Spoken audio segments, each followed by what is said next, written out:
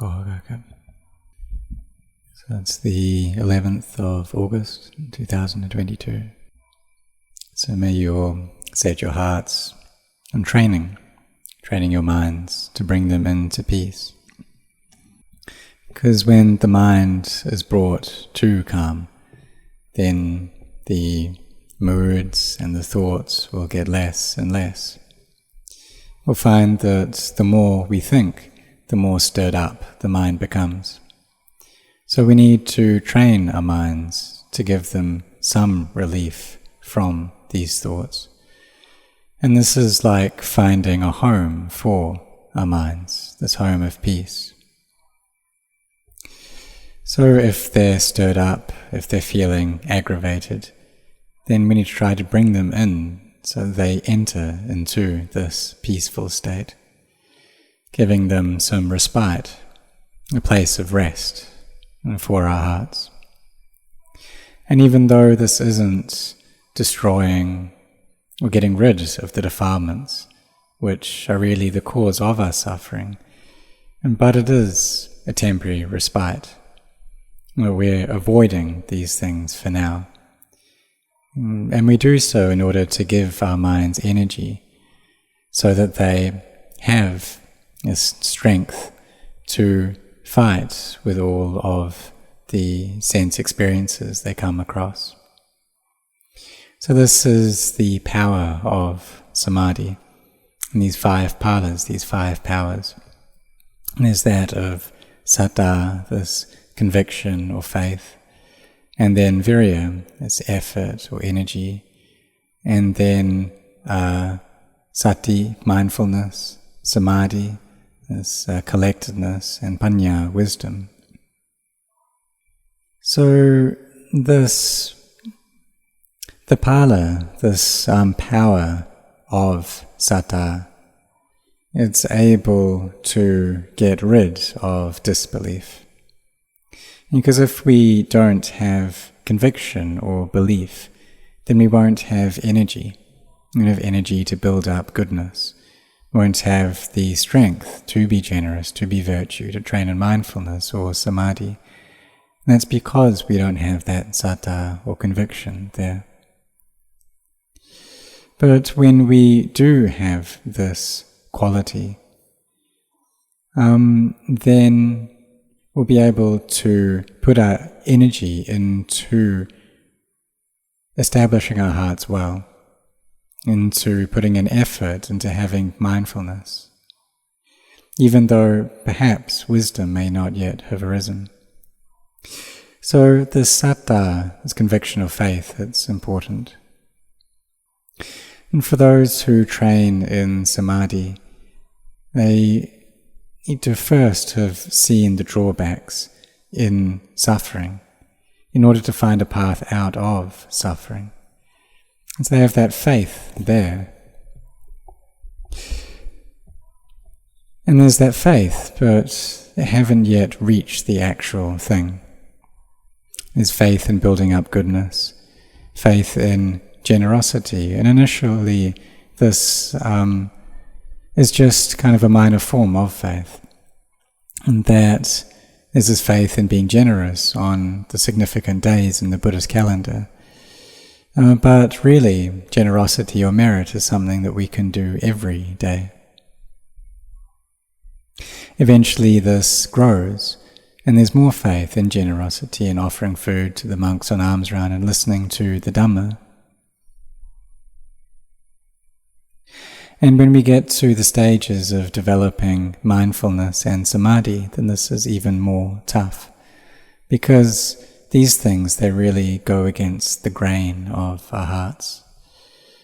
We find that if we just allow ourselves to think as the mind wishes, to just follow our emotions, then there's a feeling of ease there. But that ease becomes a cause for suffering to arise. It's not genuine comfort or ease. So we need to see the drawbacks in this, the drawback in the cycle of samsara, in the mind which is going between birth and death. And then we come to set our hearts on training these minds so that they are mindful. So for those people who sit in meditation, like we are now, and like all of us, intent on listening to the Dhamma, it shows that we do have this faith and we're genuine, we're sincere in this. Because these things, they go against the defilements and they wear away at the defilements. They oppose the things that we like, those things that we like and we're attached to that are detrimental to us. So we see that those people who do practice, they need to have this significant and genuine faith first, and that gives them the energy to really set their hearts. The efforts that we put into worldly things, that's really the efforts to have and to become, to delight in the things that we gain, the gains that we get, the status and praise and pleasure that we get. But these don't lead us out of suffering. So what the Buddha taught is that he taught us to abandon any unskillful or unwholesome states that arise within our hearts in the present moment. Anything that is papa, any bad kamma that comes up, we don't need to kind of search for much reasoning or anything there, but rather we just try to abandon it. We tell ourselves that this is something that is unsure. We abandon it, we see how it arises and ceases. We have our awareness up to speed with it, knowing that it's not really anything. Its nature is just to arise and cease. Like these hindrances of anger or ill will. And they just come and they go, and that's natural. But perhaps if sometimes we can feel like we've put them down a long time ago, but they just come up all over again. There can be this liking or delighting arising in this present moment all over again. And perhaps we're feeling tired from the duties or the work that we do, that we've had to forbear with those for a long time. And then this ignorance comes up, or liking, disliking comes up, love or hate can come up. So we put our effort into abandon any of those unskillful states. And those that have yet to arise, we put effort into their non-arising. Those that have arisen already, we put effort into abandoning them, trying to put them down. And also trying to build up skillful states as well, like we are doing now. Trying to cultivate mindfulness and samadhi and wisdom. Those that have yet to arise, we put effort into their arising. Those that have arisen already, we put our effort into nurturing them and looking after them. And really, the practice is just this. It's not a lot, it's not overly complicated.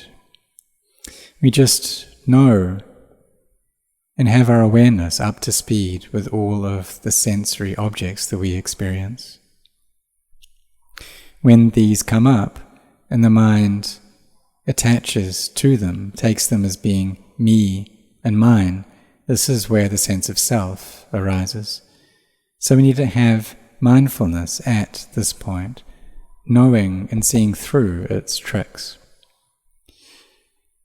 If there's something that wants us to get into love, then we tell ourselves that that is not sure.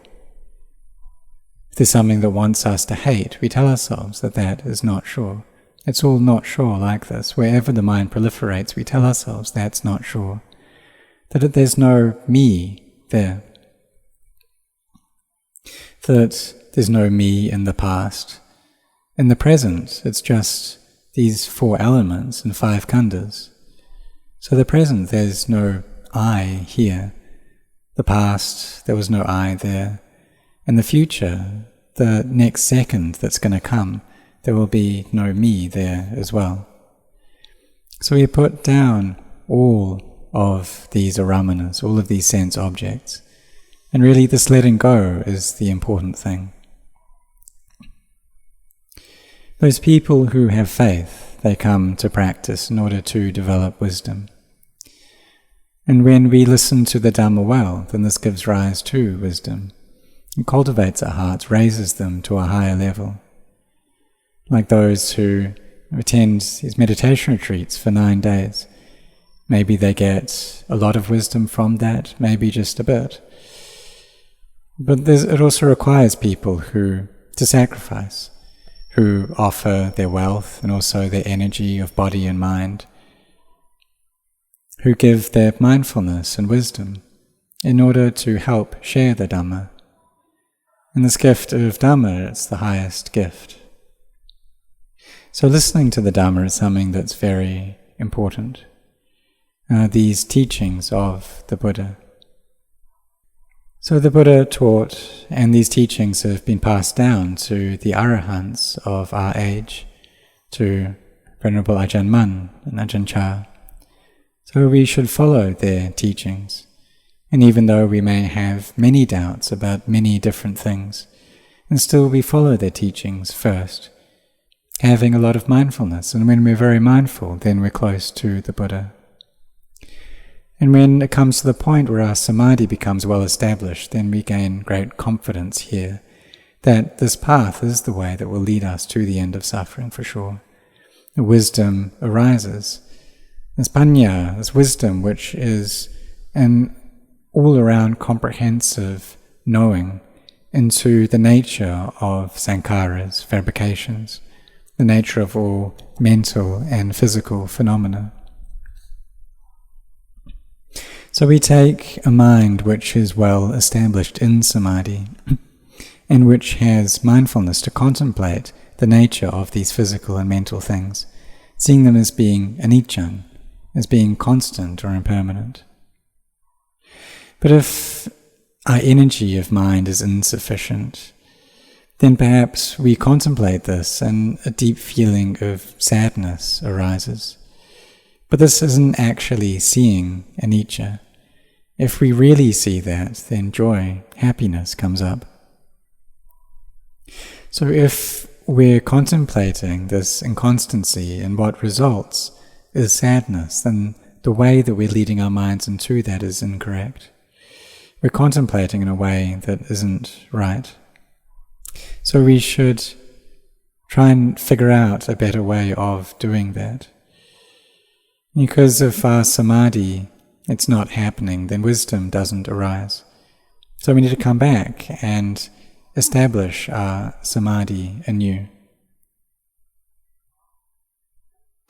If the mind is just following after all these sensory experiences, it's just proliferating in terms of me and mine, then what that shows is that our mindfulness is weak. So wisdom isn't coming up. There's just these issues of self. So then we come back and we chant a lot, we meditate a lot, establish our mindfulness a lot, bringing our minds to peace and stillness. And then we contemplate here with wisdom. And a clear knowing and understanding can arise into the Dhammas that we should know and we should see. And when this genuine insight arises, it's really quite incredible. For myself, before, when I was a layperson, then my practice went up and down. Sometimes I'd sit and my mind and my body would feel very light and buoyant. But then I'd come out of the state of samadhi and greed, hatred and delusion would come up all over again. I felt that this was really torturous. When my mind was peaceful, it just felt so at ease, so cool and comfortable. And I didn't want for it to come out of that state. But samadhi is also impermanent. So you just have to come back and build up the causes and conditions once again, carrying on trying to practice. And what happens when we practice without stop? Then the mind becomes peaceful and still. You understand the Dhamma little by little. The faith that we have in generosity and virtue grows. So you see how people have come here to practice, some from very far away, some from close by, and all have faith. All have faith in these teachings, and they're generous, supporting this monastery, supporting the Buddha Sasana. And many help out, give a helping hand in many different ways as well. So I give my anumodana, I rejoice in the goodness of your deeds. And may you do this consistently. And do these external work, but also practice for your own benefit as well.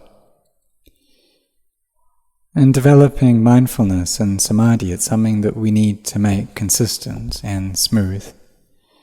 Perhaps on the lunar observance days can keep these 8 precepts. And this gives us the time and opportunity to practice. Or perhaps, if it's more convenient, can keep these 8 precepts on a Saturday or on a Sunday. Whatever is convenient for us. So we see that the more of these sensory experiences that we come by, then the mind becomes less peaceful. And even if they're things that we like, there's no peace of mind there. So like if we watch movies or dramas, and the mind just follows all of that. There are these different characters, and the mind just runs after them, giving rise to the sense of self, that I like this character and I don't like that character. And there's the protagonists, or the kind of heroes of the movie, and we like them, and we don't like the villains. We see that if there's no villain, then there's no protagonist. But all of this just stirs up the mind, makes it tumultuous, and there's no peace there. And then when we come to sit in meditation, the mind brings up all of these things that we've seen and starts to think about them, produces a narrative about them. So when we keep the 8 precepts, then we can stop doing that, and we can give ourselves time and opportunity to chant, to meditate, building our energy, building our peace of mind, so that we can contemplate. Initially, that contemplation, it's using our thoughts. So we think how fabricated things are changing, they're inconstant, they're not me. And when there's enough energy to the mind, then it's possible for it all to gather together. We can experience the Dhamma here, and seeing how there's no me there, emptiness arises. The material things, they're not actually there, and that I am not there, and we see the Dhamma. So may you all practice the Dhamma, and this gives great benefit. And listening to the Dhamma gives great benefit. And helping to spread these teachings of Dhamma, this gives immense benefit. Helps people to gain energy and to gain wisdom as well, to have these powers of faith and effort and mindfulness, samadhi and wisdom. And this samadhi, it grows and gets better slowly but surely. The wisdom gets better, our sati and sila, our effort, increase and get better. And then when we see clearly, then this effort, it just happens all on its own. This faith and effort are connected, and it develops, evolves into a faith or a belief which is imbued with wisdom. And this is achala sattha here, this unshakable faith, because it's a faith that comes from having seen into anatta, into not-self. And then we see the true value of the teachings of the Buddha, that these really do lead us to the end of suffering. So these teachings have come down to us through these awakened beings. And in Thailand, you also have the king here who supports the Buddha Sasana and helps to look after all of us. And this has happened through consecutive generations of the kings till this present moment, this present day and age. And the king now, he supports the practice of Dhamma and also the study of Dhamma as well. Looks after the Dhamma and the Vinaya. So may we all use this opportunity to study and to practice. We have this time, we have this opportunity now. May you really be firm in your efforts. And if you do that, then you will know and see into the teachings of the Buddha, which means seeing the Dhamma, attaining to the Dhamma. So may you all set your hearts on this.